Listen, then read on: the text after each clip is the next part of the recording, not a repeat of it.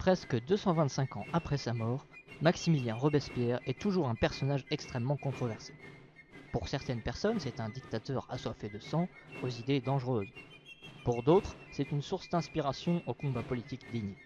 Mais au final, pour le grand public, le personnage reste assez méconnu. C'est pourquoi je vous propose aujourd'hui de découvrir 5 choses à savoir sur Robespierre. Robespierre avait beaucoup d'humour. Avant le début de la Révolution, Robespierre est avocat à Arras. En juin 1783, il a alors 25 ans et il écrit une lettre à l'un de ses amis. Dans cette dernière, il y a un passage où Robespierre entreprend de faire l'éloge de l'inventeur de la tarte. Depuis notre arrivée, tous nos moments ont été remplis par des plaisirs. Depuis samedi dernier, je mange de la tarte en dépit de l'envie. Le destin a voulu que mon lit fût placé dans une chambre qui est le dépôt de la pâtisserie. C'était m'exposer à la tentation d'en manger toute la nuit. Mais j'ai réfléchi qu'il était beau de maîtriser ses passions. Et j'ai dormi au milieu de tous ces objets séduisants. Il est vrai que je me suis dédommagé pendant le jour de cette longue abstinence. Je te rends grâce, ô toi qui d'une main habile, façonnant le premier une pâte docile, présenta aux mortels ce mets délicieux. Mais ont-ils reconnu ce bienfait précieux? De tes divins talents consacrant la mémoire, leurs ailes a-t-il dressé des autels à ta gloire? 100 peuples prodiguant leurs encens et leurs vœux ont rempli l'univers de temples et de dieux. Ils ont tous oublié ce sublime génie, qui pour eux sur la terre apporta l'ambroisie. La tarte, en leur festin, domine avec honneur. Mais daigne-t-il songer à son premier auteur? Eh oui, si aujourd'hui on balance des mèmes sur Twitter, à l'époque, Robespierre casait des poèmes humoristiques dans ses lettres. On fait avec les moyens qu'on a, hein. Robespierre était pour l'abolition de la peine de mort. Dans l'imaginaire collectif d'aujourd'hui, Robespierre est largement associé à la figure du bourreau, qui aurait envoyé à la mort des milliers d'innocents. Et pourtant, il fut l'un des premiers à défendre l'abolition totale de la peine capitale. Bim, ça rime. Et ce, presque 200 ans avant qu'elle ne soit effectivement abolie en France. En effet, le 30 mai 1791, il prononce devant l'Assemblée constituante un discours pour demander l'abolition de la peine de mort. Mais quels sont les arguments qu'il va mettre en avant? Eh bien tout d'abord, pour lui, la peine de mort pose problème car il y a toujours la possibilité d'une erreur judiciaire. Il préfère laisser la possibilité à la personne de se racheter pour son crime. Il estime également qu'on est moins enclin à voir le meurtre comme quelque chose d'horrible lorsque la loi en donne l'exemple et le spectacle. Un vainqueur qui fait mourir ses ennemis captifs est appelé barbare. Un homme qui fait égorger un enfant, qu'il peut désarmer et punir, paraît un monstre. Un accusé que la société condamne n'est tout au plus pour elle qu'un ennemi, vaincu et impuissant. Il est devant elle plus faible qu'un enfant devant un homme fait. Mais alors, comment peut-on comprendre que plus tard, il votera la mort du roi, et qu'il acceptera de signer avec les autres membres du comité de salut public des condamnations à mort? Eh bien, on peut déjà repérer une première nuance dans son discours anti-peine de mort, quand, après la prise de la Bastille, il excuse et justifie les morts que les attaquants ont faits. Il les qualifie de mise à mort par arrêt du peuple. Pour lui, lorsque le peuple reprend sa souveraineté et résiste à l'oppression, la violence est justifiée. C'est la raison pour laquelle, lorsque le peuple attaque le château des Tuileries pour mettre la main sur Louis XVI le 10 août 1792, il estime que cela vaut pour une condamnation par arrêt du peuple, et que Louis Capet, comme on l'appelle alors, doit être mis à mort. Pendant la période du gouvernement révolutionnaire, qu'on appelle aujourd'hui la période de la terreur, c'est le contexte qu'il faut alors prendre en compte. La France est alors en guerre contre la quasi-totalité de l'Europe, et il y a des révoltes intérieures en Vendée, mais aussi dans des villes comme Lyon. Ici, il n'est plus question de lutter contre le crime, mais de lutter pour la survie de la Révolution et de ses idées. N'oublions pas que le gouvernement révolutionnaire est conçu comme un régime d'exception, qui doit se terminer une fois la paix revenue. Liberté, égalité, fraternité.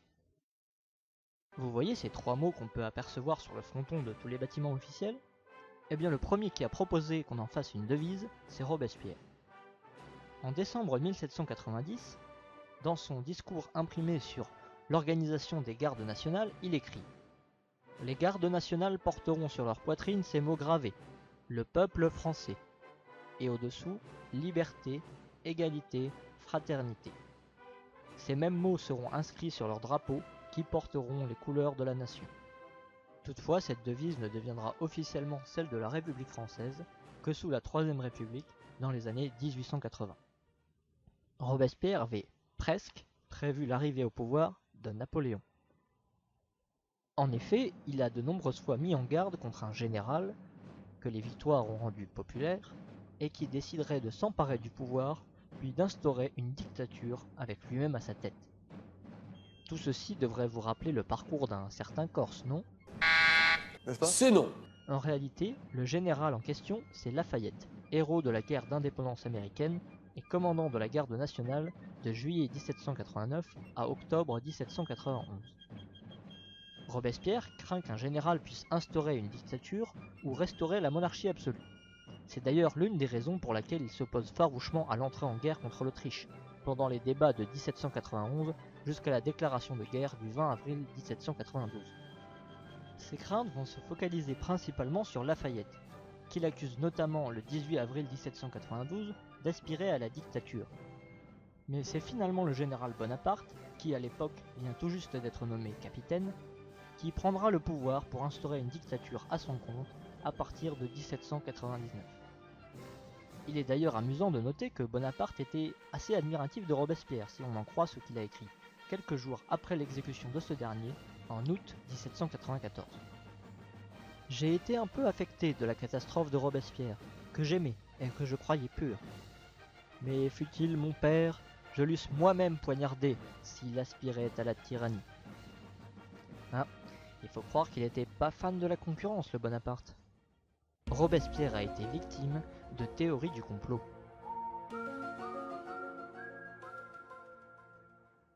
Les théories du complot foireuses, ça ne date pas d'aujourd'hui. Alors certes, celles sur Robespierre ne parlent pas d'Illuminati, de reptiliens ou de la CIA, mais il a eu son lot d'accusations de complot. Dès avril 1790, une lettre venue d'Artois accuse Robespierre d'être un monstre sans foi ni loi qui n'aspire qu'au carnage. Pourquoi cela ? Eh bien, ce qui choque à l'époque, c'est que Robespierre veut donner le droit de vote à tous les hommes. Oui, il ne parle pas des femmes, même aux protestants, aux comédiens, aux juifs et aux pauvres. Non mais vous imaginez, des pauvres qui votent ? Quelle horreur ! Par la suite, les accusations de dictature seront nombreuses, notamment pendant la période du gouvernement révolutionnaire, et de plus en plus jusqu'à son arrestation le 27 et sa mort le 28 juillet 1794. Dès lors, ses ennemis en profitent pour lui attribuer tous les torts, et pour l'accuser de toutes sortes de crimes. On l'accuse d'avoir une maison de plaisir remplie de ses maîtresses. On l'accuse d'avoir conspiré avec l'Angleterre ou avec l'Espagne. Mais l'accusation la plus loufoque est sans doute celle-ci. On l'accuse d'avoir voulu se faire couronner roi, et qu'il aurait prévu de faire sortir la fille de Louis XVI de prison afin de l'épouser et de se donner ainsi une légitimité royale. Voilà, c'est tout pour cette fois. Bon, évidemment, le personnage est très complexe et intéressant, il m'a donc été très difficile de ne sélectionner que 5 éléments, mais j'ai essayé de ne retenir que les faits les plus étonnants. J'espère que ça vous aura plu, et si vous souhaitez me poser des questions sur le sujet, n'hésitez pas. N'hésitez pas non plus à me dire ce que vous avez pensé de la vidéo dans les commentaires, toute critique est bonne à prendre. Merci et à bientôt.